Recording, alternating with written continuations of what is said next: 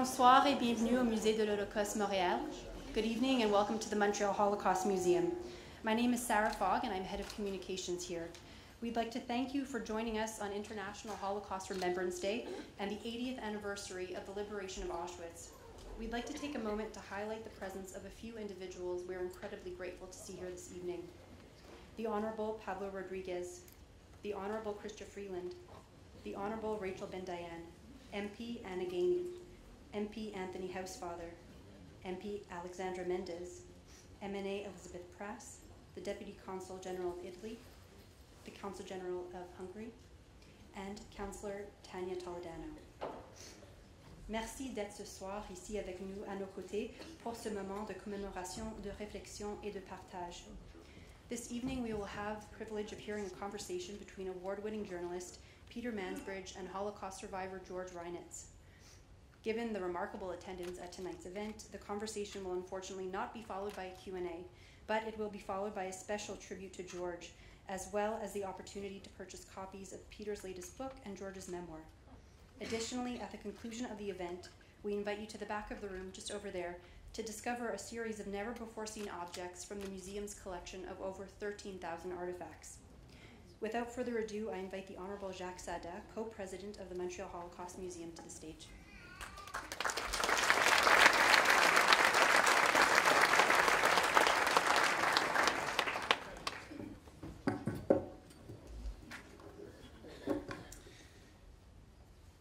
Mesdames et Messieurs les élus, représentants diplomatiques, Mesdames et Messieurs les survivants et leurs familles, Mesdames et Messieurs les membres du conseil d'administration du musée, Mr. George Reinitz, Mesdames et Messieurs, ladies and gentlemen, thank you so much for your presence. It means such a lot today, especially as we are going through the revival of anti-Semitism across the world. Your presence is a testimony to our will to work together towards resilience and recovery. Thank you so much.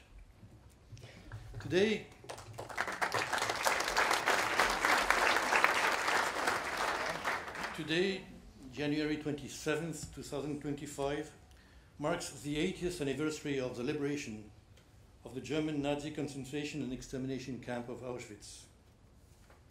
Auschwitz, le nom le plus tristement célèbre de cette période où les nazis avaient plongé l'humanité dans une barbarie sans nom. Une barbarie qui nous a été douloureusement rappelée le 7 octobre 2023. Laissez-moi vous raconter brièvement une petite histoire. C'est l'histoire de deux sœurs juives, Eva, qui vivait à Paris, et Rosa, qui vivait à Varsovie. 1940, 380 000 juifs de Varsovie sont enfermés dans le ghetto. Comme les autres, Rosa souffre de froid et de malnutrition. En message codé pour éviter la censure, elle écrit à sa sœur, qui depuis Paris lui envoie de maigres colis de nourriture et de vêtements chauds. Le ton se fait de plus en plus alarmant. Eva fait tout ce qu'elle peut pour aider sa sœur. Elle tente de lui remonter le moral alors que le typhus se répand, que la situation du ghetto se dégrade, alors même qu'on ne peut même plus oser l'espoir. Et puis en 1942 commence la déportation des Juifs du ghetto, à Treblinka d'abord, puis à Auschwitz. 80% des Juifs du ghetto sont envoyés, ainsi déportés. Eva n'entendra plus jamais parler de Rosa. Tout ce qu'il reste, c'est une photo de Rosa. Au verso, 4 mots écrits à la main. Ne m'oubliez pas. Rosa, personne ici ne t'a connue, mais personne ne t'a oublié. Rosa, c'était la grand-tante de ma femme Nicole. Auschwitz, ce n'est pas 1 million de morts, c'est plus d'1 million de Rosas qui ont été assassinés. Among the survivors liberated at Auschwitz on January 27th, 1945, George Reinitz. George, I told you, and I repeat, it is such an honor to have the privilege to meet you. George, you have spent your life giving hope to so many people, so many young people, providing for so many people, telling your story to so many people who, thanks to you, understand the plague of anti-Semitism and are ready to stand by us to fight against it. You have done so much for our community, so much for our museum, which strives at telling the past to shape a better future. You epitomize the most beautiful qualities that man has to offer: compassion, decency, selflessness, and generosity. You illustrate the fact that hope and determination allow us to overcome the hardest of times. That is a message that we do need to hear today, especially today. In an interview on Radio-Canada a few years ago, you said that you will never be able to repay Canada for all our country has done for you. Well, George, you have fully repaid, and more, and more. We will hear more about it in a few seconds, in a few minutes. But first, let me introduce our next speaker, the Honorable Pablo Rodriguez. Pablo, ce soir nous voulons te rendre hommage pour t'être dévoué avec tant d'énergie à nous aider à réaliser notre rêve de nouveau musée. Tu as été le moteur de l'appui financier du gouvernement fédéral. Nous t'en sommes extrêmement reconnaissants. Dans d'autres circonstances, j'aurais prononcé un discours plus long, mais je ne le ferai pas. Mesdames et messieurs, un grand ami de notre communauté, mon ami Pablo Rodriguez.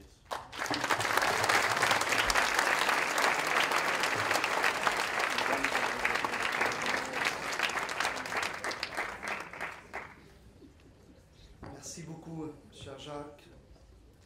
Jacques, cher membre du CA du musée, honorable Chrystia Freeland, mes amis, collègue Anthony Hosfather, ancien collègue Alexandra Mendez, Olaguele, ma nouvelle collègue, j'espère, Elizabeth Prass, Mr.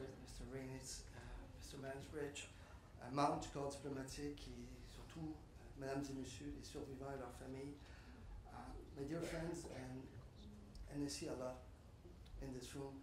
It's an honor and a privilege to be here today on this very, very important day. Et cette journée, c'est une journée qui est importante, c'est une journée qui est chargée d'émotions. C'est la journée internationale de commémoration de l'Holocauste, du 80e anniversaire de la libération d'Auschwitz. Et c'est une journée qui doit laisser personne indifférent, absolument, absolument personne. Et à chaque année peut-être parce que j'ai beaucoup d'amis dans la communauté, mais à chaque année, je suis traversé par une série d'émotions. Tout d'abord, la tristesse et aussi une certaine colère parce que j'ai peut-être pas la sagesse ou la force que d'autres ont. Et toujours cette même incompréhension. Et c'est normal d'avoir ces émotions. C'est normal parce que lorsqu'on pense à ce qui est arrivé, lorsqu'on se remémore, parce que c'est ce qu'on doit faire, lorsqu'on se remémore ce qui est arrivé, lorsqu'on se rappelle ces millions de victimes aux mains des nazis, lorsqu'on se rappelle ces millions d'hommes, de femmes, d'enfants, de grands-parents qui ont été torturés, assassinés pour une seule raison. Parce qu'ils étaient juifs. Parce qu'ils étaient juifs. Alors, plus jamais, il faut le dire, il faut le crier, il faut le répéter, mais surtout, il faut agir pour que plus jamais. Et alors que je suis imprégné de ces émotions, de ces sentiments, je suis aussi également par une vague énorme d'admiration pour les survivants, tous ceux qui ont eu le courage de surmonter l'insurmontable. Et j'ai également un énorme respect, une estime énorme pour les générations qui ont suivi, qui ont su se reconstruire et reconstruire une nation. And on this day, I keep thinking about the importance of remembrance and commemoration, but while commemoration is important, it is only surpassed by action. We have to act. And there's no better way to act against hate, intolerance, and anti-Semitism than education. Education is the key to sensitize current and future generations about the dangers of hate and discrimination. In Quebec, at the forefront of this education effort is the Montreal Holocaust Museum, where we are today. And many years ago, Chuck, you remember that, many years ago I had the privilege of meeting with the museum's team. I had the opportunity to experience firsthand the important work that the museum does.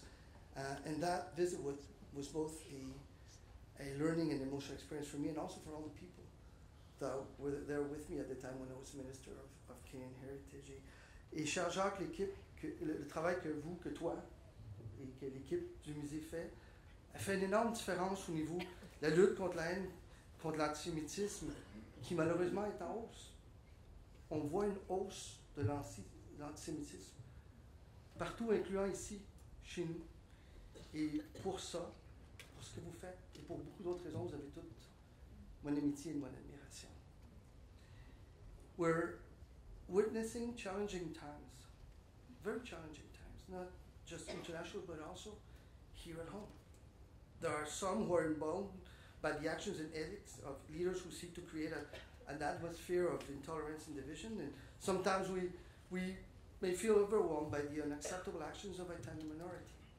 But at the same time, we should look and we have to look to the outstanding George Rainitz as a source of inspiration to overcome adversity. And Mr. Rainitz, your courage, your determination to overcome the horrors of Holocaust is a source of strength for us all.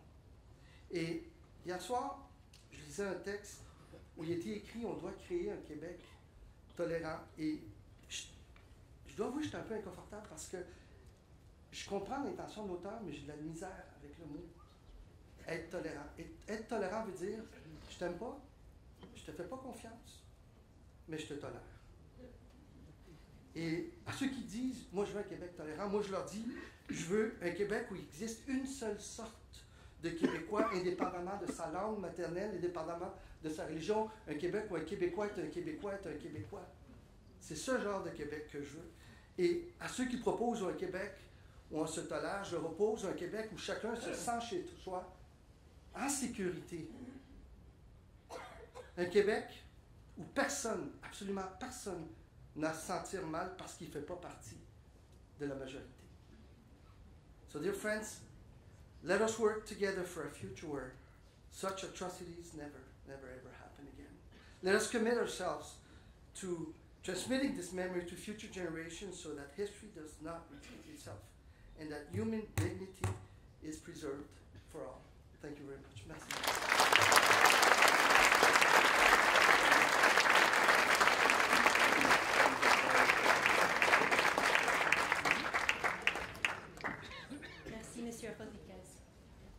I now have the honor of introducing our speakers who, quite frankly, need no introduction. Peter Mansbridge is a renowned Canadian journalist celebrated for his nearly 30-year tenure as the chief correspondent and lead anchor of CBC's The National. His illustrious career is decorated with multiple awards, including 12 Gemini Awards and 2 Canadian Screen Awards, marking him as a beacon of broadcast excellence. His reporting has spanned from major global events to in-depth interviews with world leaders. Peter's commitment to journalism has earned him numerous honorary degrees and distinguished place as an officer of the Order of Canada. George Rainitz was born in Hungary in 1932. At the age of 12, he and his family were deported to Auschwitz. Miraculously, and thanks to the life-saving actions of his father and his friends, George survived and was liberated on this day in 1945. He immigrated to Canada in 1948 through the War Orphans Project, and soon after arriving, he became a world-class wrestler, competing nationally and internationally. In 1956, he started a successful business, Jamar Furniture, which still exists today. His memoir, Wrestling with Life, was published in 2017. George's unparalleled dedication to Holocaust education and the Montreal Holocaust Museum spans decades and stands as a powerful tribute to the 6 million. Without further ado, I now invite Peter Mansbridge and George Reinitz to the stage.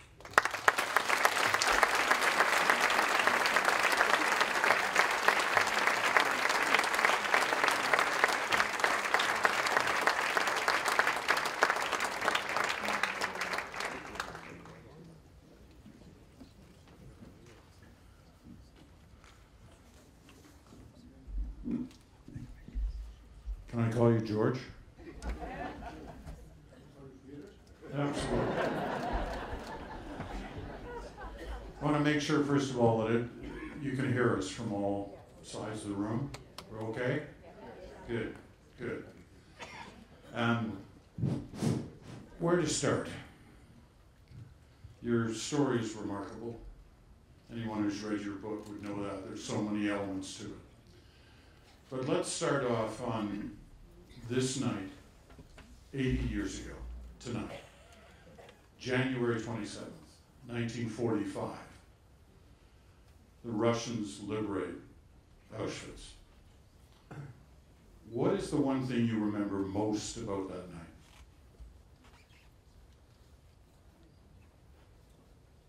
Well, there's so many things to remember. I remember, and I always think of when the Russian soldiers were breaking the wall and crawling in their stomach to liberate Auschwitz. And I can always remember that they were in a white uniform, so was a camouflage from the snow, and that was the nicest moment when we see that. It was, it represented freedom, which we didn't have for a long time.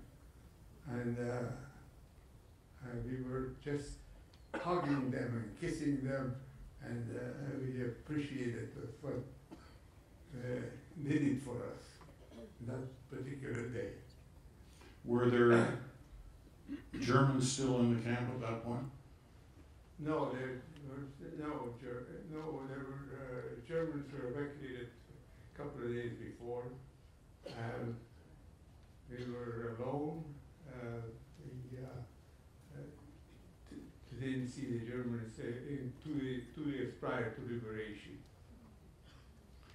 Food. Food was such an important element of your struggle that you've been in for almost a year. Yeah. The most important part, when you're hungry for 1 or 2 days, it doesn't mean a thing. But when you're hungry for months and months, you're ready to kill for food. Literally. Did they bring food? I mean, do you remember what your first meal was? Oh, when we broke up the stockroom, when German officers left, we broke up the stockroom, and that's where we ran in there and got some food, and it was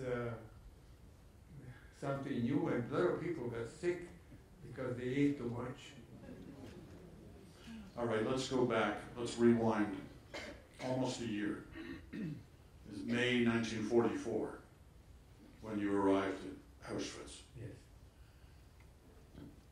In the train going to Auschwitz, what do you remember from those moments? Well, we were packed into a railway car.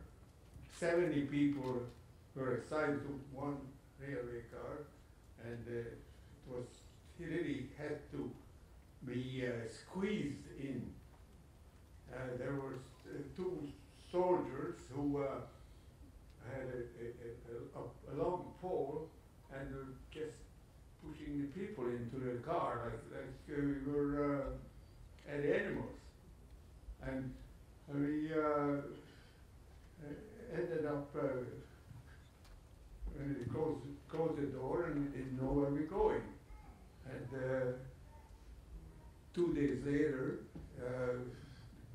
the lights were on in Auschwitz. We didn't know where we are. That's what I remember, that we had to get off the train, leave all our baggages on the train, and had to separate very quickly.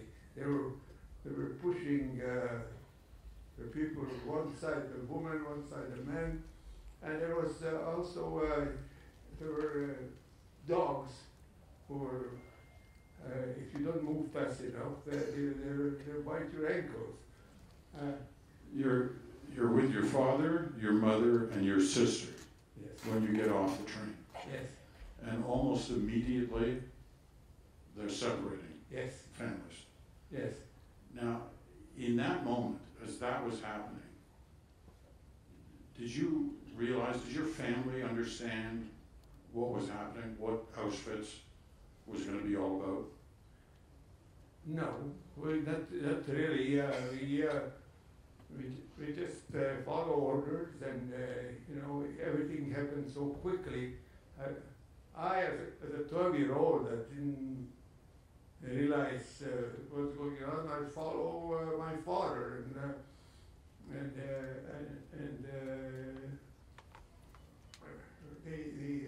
all the procedure from the train went very fast,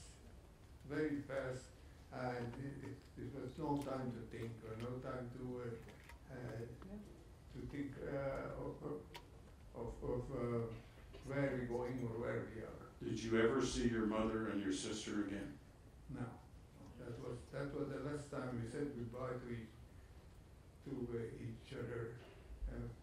My mother and my sister were gone, taken away, and according to some of my relatives who survived, they told me that my mother was hanging on to my sister. They wouldn't let her go, and when you do that, usually they get the two of them into the gas tube. How did you and your father handle that moment? You're suddenly separated. You don't quite understand why, but you're separated from your mother and your sister. Turns out you never see them again. What did you say to each other?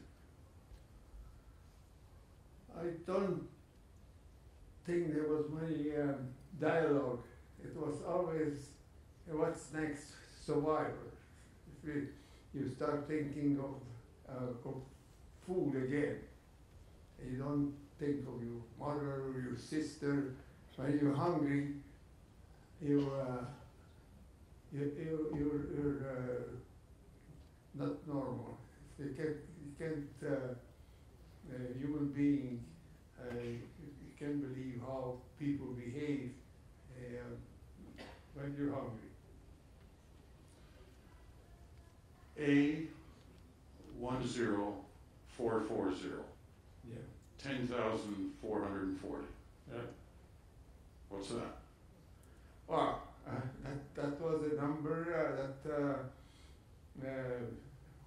after the selection, when they go through a door and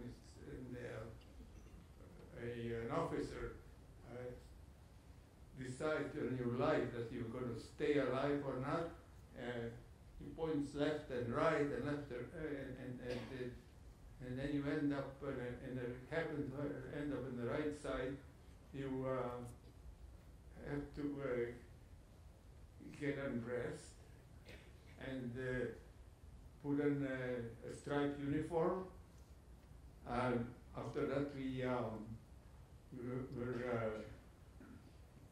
going to a table where they said, now this is your number, and go over to another table, and this number will be tattooed on your arm. And that was the situation that my father was next to me. His number was 10,441. And they used a dirty needle to do Well, that? yeah, my my arm all swelled up. It was all infected, and after a while, when I met some other inmates, and I told him that my arm is hurting me so much. What should I do? What should I do? So he told me, he says, don't complain, because if your arm wouldn't hurt, then you wouldn't be here.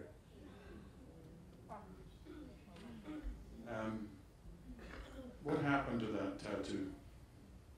Well, I have a tattoo I put over it, and what it really says is Canada. I've been in Canada since 1948, and I love the country. I love it. It was very good to me. When you were growing up, before, through the 1930s, was there a time when you realized that because you were Jewish, you were a target? You were in Hungary. Was there a moment or a time when you realized because of your faith, you were a target? Yes, definitely. I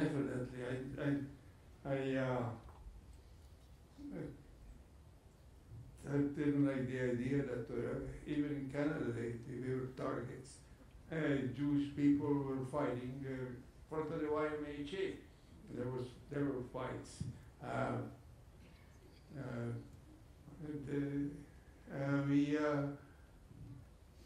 We were not comfortable. When I came to Canada in 1948 or the early 50s, there was a lot of anti-Semitism in Montreal.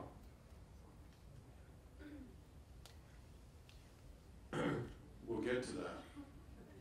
I just want to try to understand your mindset as you were growing up, as you arrived in Auschwitz, when you watched what was going on around you, when you realized there was a moment at which you realized people were dying here, not just dying from hunger, they were dying from an organization that was killing them. Oh yes, that was a daily event that was acceptable. That we didn't. We were accustomed to it. Somebody gonna die. Somebody. When we go to return from work, your next bed is not there because he didn't make it. But that was normal. But it sounds so hard for us in today's world. Aside, the issue of anti-Semitism aside, but for the moment, it seems so hard for us to accept that it was just normal that person in the next bed died from hunger, died because they'd been divided in a line, or beaten to death. Or beaten to death. Yes. It was daily routine. It was all acceptable. Just give me a piece of bread and I don't want to know you. Well, see, this is the thing that's a remarkable part of your book, where you talk about the issue of hunger and how the Nazis used it as a tool to ensure you didn't rise up, that you didn't have the strength to rise up. Right. Tell me more about this issue of hunger as a tool in that war inside Auschwitz. Well, you said it right. It was a tool. It was people were fighting for food, and there was no rising up, and there was no strength and no chance. There was. My father was hit by a Nazi officer because he asked him to help to line up the people. He was hitting, and my father was a big man, and he was. I could see that he didn't retaliate. He didn't want this. He was thinking of me actually. Before he would maybe if I'm not there, he would had a fight or get killed. You developed a way to find food. Not only to find it for yourself and your father, but to find it for your friends. Yeah. Talk about that. Well, in the kitchen, they threw the potato peels in the garbage, and I found that the garbage was one way of finding potato peel. It was a yard in there, and in the middle of the night, when there was very quiet, nobody on the outside, I was going to steal potato peels and share my friends. You're like 12 or 13 years old. You're going 12. You're going out in the middle of the night, Yes, searching the ground for potato skins. yes. Yeah, and my father told me that I'm stupid. Well, you could have been shot, right? You could have been shot. Oh yeah, well, very easy. The reflector came circling around, made a circle. And they were, I had the timing to, before it passed the circle, I made it time enough to get into the kitchen. And similarly in the way back, I just made it before the circle came around. The reflector, I mean. There was one night a guard saw you there, right? Yes. Yeah, well, and that was unexpected. He was celebrating somewhere. It must have been.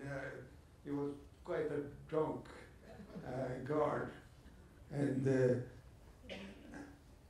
he told me to stop when I was running.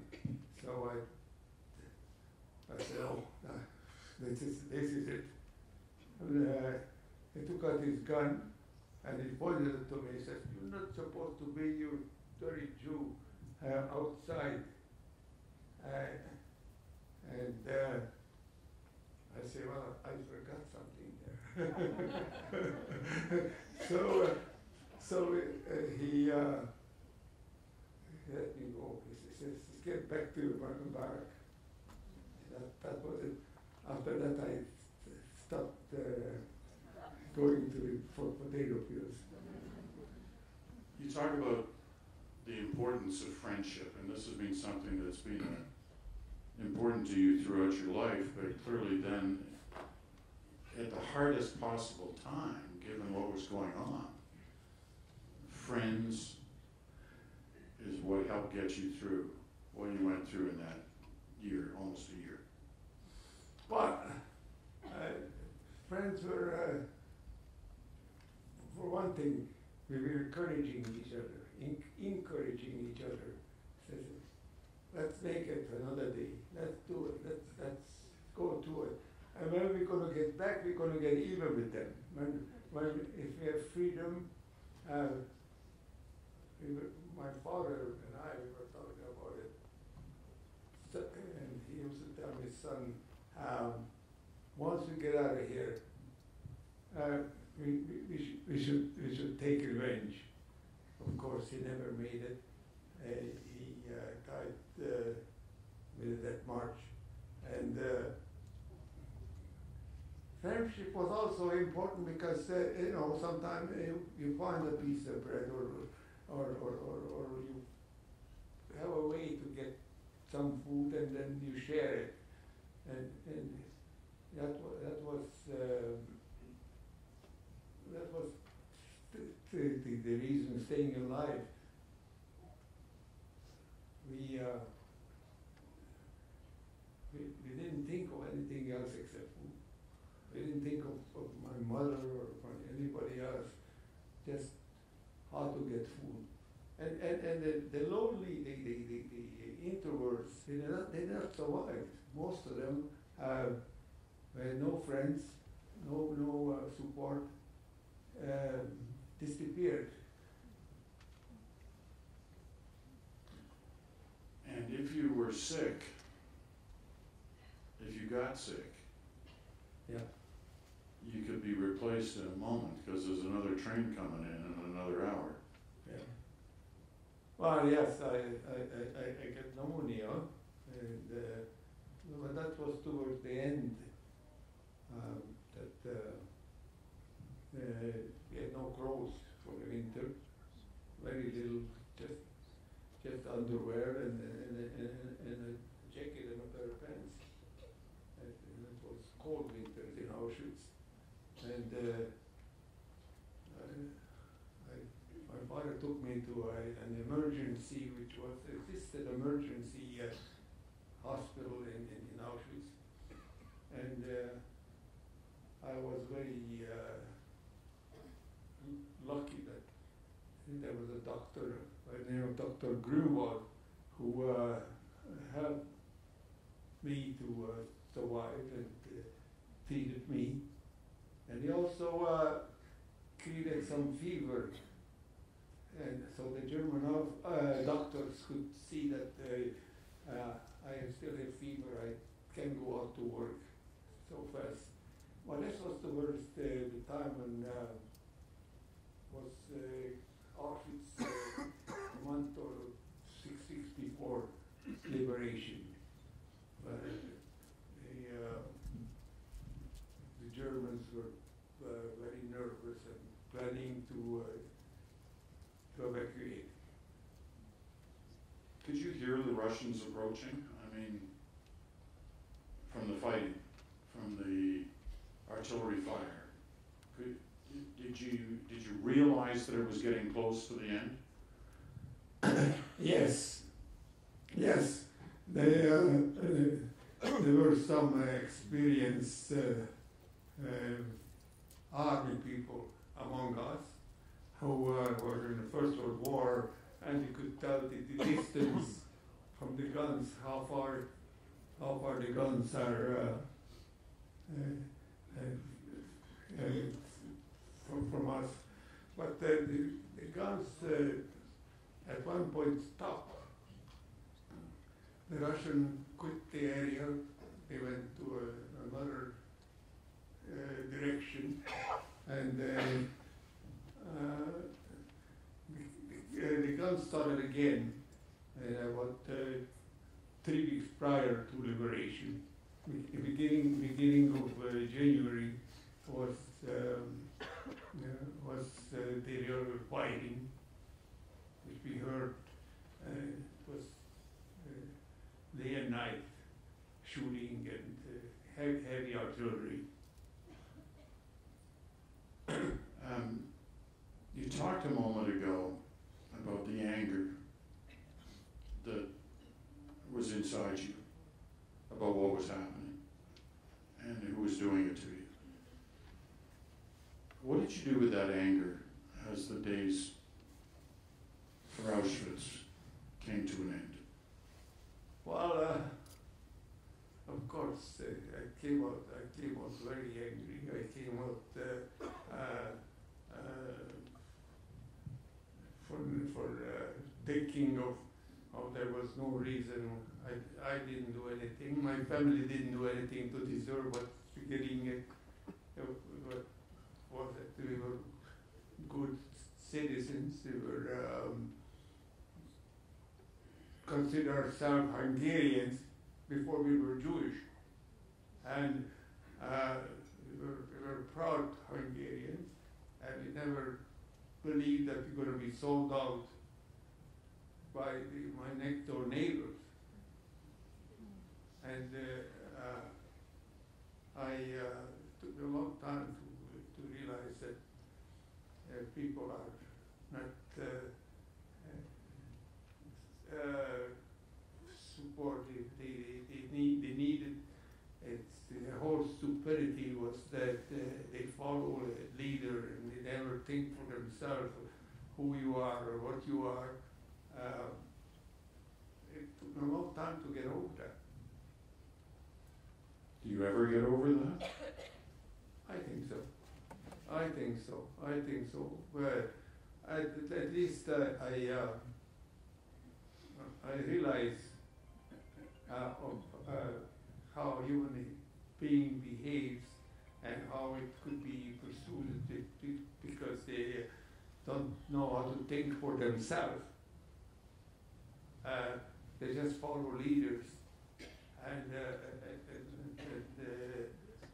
also, I think this has a lot to do with jealousy.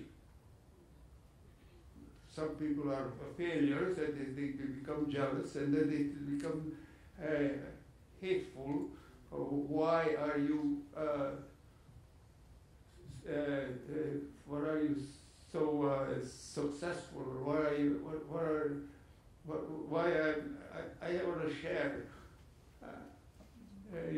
your whatever wealth or you share. They don't ready to have the courage and the know-how to make something for themselves instead of relying on somebody else's success and somebody else's. There's other people all over the world. We have people here who are failures. They just quit, and I think that's a sad thing that we are not educated to find that hate is not the answer. Hate is sometimes jealousy. Most of the time, I feel my opinion is that it's when you fail, you become jealous. Do you worry that? I mean, some things are cyclical, right? They come back. Those kind of times come back in history. Do you worry that we're in one of those moments now? Well, I think about it a lot. I think education is the answer, and there are always going to be people who will want to kill you, whether you're a Jew or you're a Christian or a Baptist or whatever. It's people are one against the other, but I feel that we came a long way from those days when I was a kid. But you kind of hinted to us earlier that you worry about the rise of anti-Semitism and where that could lead. Yes, well, this has been this has been forever. Anti-Semitism is going to be also forever. You can't do much about it. We're lucky we have an Israel where we can go there and fight and try to survive, and we make a difference from one race to the other. But that is not as much as now as it used to be. Well, let me tell you what we can do about it, because we can do. Okay. We can attempt to do things. Oh. And one of the things we can do about it is to make sure people like you tell their story. And I know there are other people in this room tonight who are Holocaust survivors who tell their story. Because without you reminding us and telling us what happened, people will forget. I mean, I just saw a survey over the weekend of a number of European countries where the question was asked of not just young kids, but middle-aged people who couldn't even explain what the Holocaust was. They didn't even know. Mm-hmm. Yeah. So, as you said, education and leaving behind a record, which you're doing. You do it tonight, you've done many times. That's one way.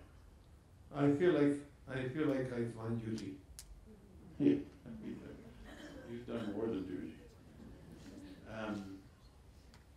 You've been back to Auschwitz once Yes. with your kids and your grandkids. Yes. So what was that like?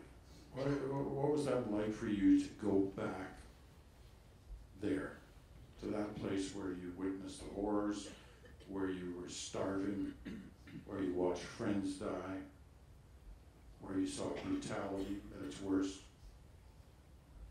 And now you're back with your family, a couple of generations of your family. What was that like? It starts with anger. I said, how is this possible? How they can find a way to eliminate the race? How? And the world standing by, as this is in my mind all the time.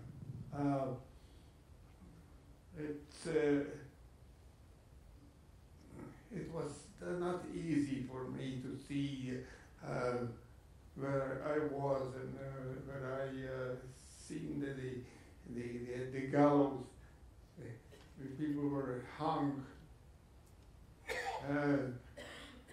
because they stole a bread or something. There's our state that it's in a museum. So I felt that I want to get out of here.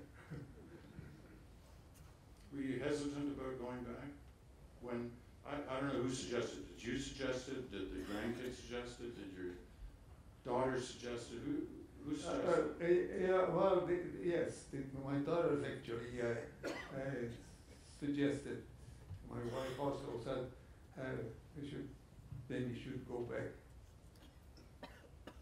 And what was your initial reaction? That you were hesitant, or? Yes, very, very hesitant. But then I thought maybe it is better that I don't think about it so much. Maybe we'll finish with that part of my life. Can you ever be finished with that part of your life? No, never. That stays. It reminds you of lots of things, and you cannot wipe it out. Here's my last question. What is your message to, especially on this day, this important anniversary? What's your message to young people, especially, about the lessons of that time, what you saw, what you went through? What's your message to them? Well, as I said before, I think that young people should have the mind of their own to start with. And instead of following a leader, you have to find out, is this the right leader or a wrong leader, and not to just follow because why not? My friend is also in a group, so I want to go with him. But when you have people who are losers and they have a way to convince young people to go back, and the idea, my intention is to, when I talk to kids, that you have to think for yourself what you think is right, what's wrong, and don't be so stupid just to follow a friend. Maybe he's not in only in a racist race, but any kid should have the brain or the upbringing that you should not just accept what people tell you. You have to think of yourself. So what you think is right and what you think is wrong. George, you're a remarkable person, and your life story is remarkable to read. And you've become, to this country, so important through the different things you've done. Representing Canada on the international stage, a wrestler. The center, the wrestling center that George St. Pierre was here a little earlier in the evening to wish George good luck. Furniture business. Yeah. Because it was so well made. George impressed upon me that fact. But your contribution to our country, the lessons you taught us, have made us all better, made us better Canadians, and your lessons tonight hopefully will do the same. He's also, I don't want to stretch it too much, he's not a world-class golfer, but he's still a very good golfer in his 90s.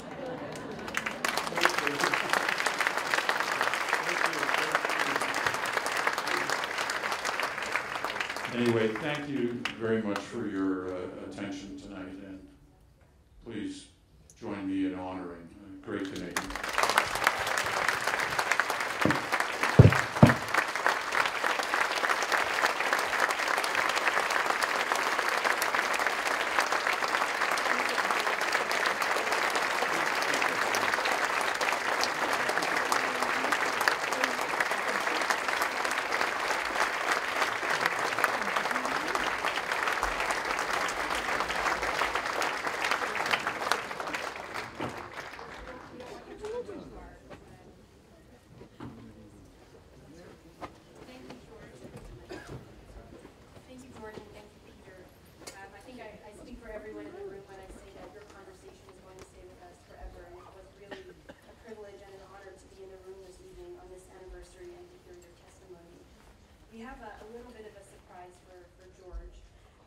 As you've learned this evening, George is a remarkable individual, and his contributions to Montreal, Quebec, and Canada are diverse and numerous.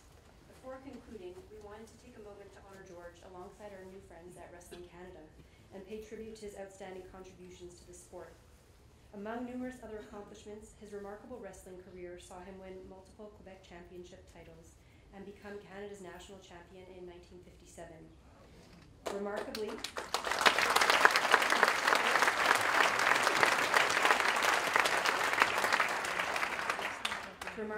he remains the only Holocaust survivor to have won a national championship in any sport in Canada.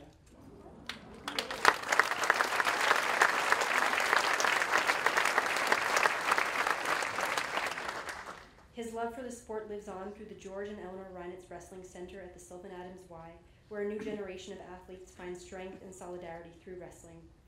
I now invite Victor Zilberman, former Olympian and renowned coach, to say a few words, in addition to his son, David Zilberman, who similarly is a former Olympian and renowned coach.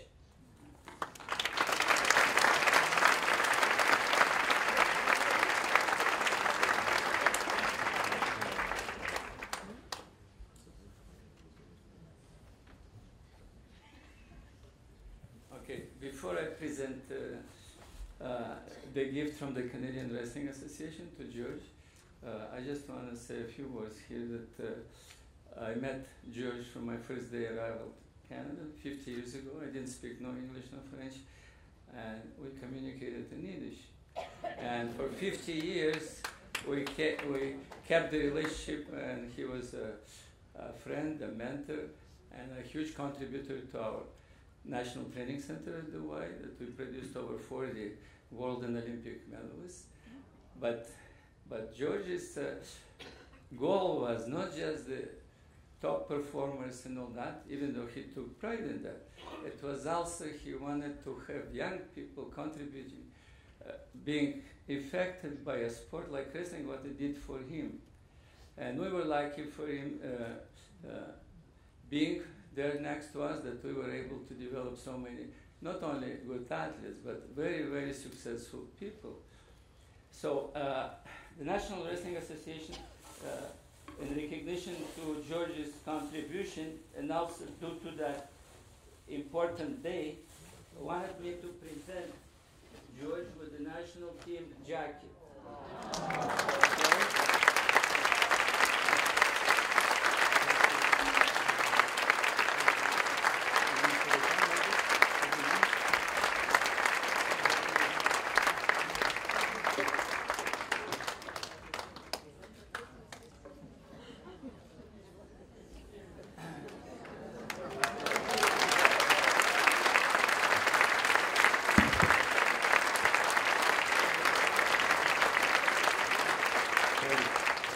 Now I will just let my son, who is now taking over, went to Olympics as a coach and also as a competitor in 2008 Olympic. Our next generation of coaches to read the card from the National Association. Okay, he will present it better than me. Okay. So just to say a little something on from my position, I grew up wrestling with the Montreal Wrestling Club, and George was always around. At the beginning, it was in a smaller capacity. I was a young kid, and then in 2001, George and Eleanor created and donated the Y Wrestling Center at the YMHA and gave a permanent home to the wrestlers at the Y, and it is just such a remarkable donation and legacy for George and his family. And I just want to thank him for it.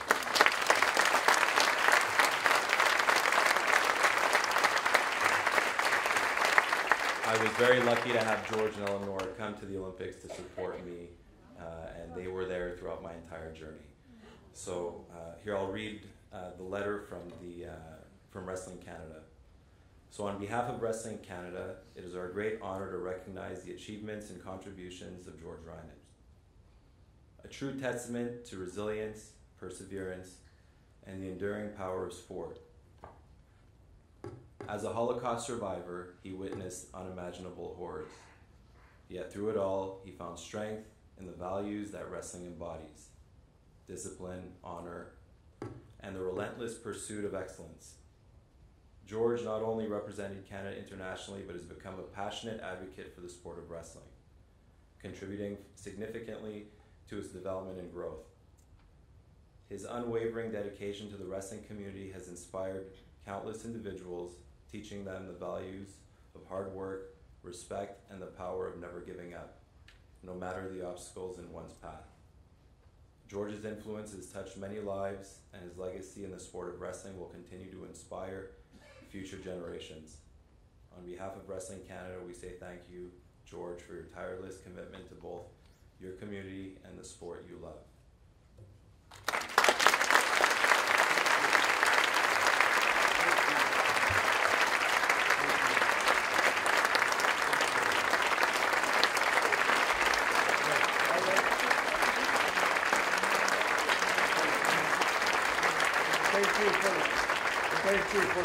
Thank you for coming. I didn't expect such a reception. And I love you and I respect you, and I think that we are a family, and also I appreciate that you have made the effort to come. And thank you so much. And also wrestlers who are around there, or sitting there, they're also my family.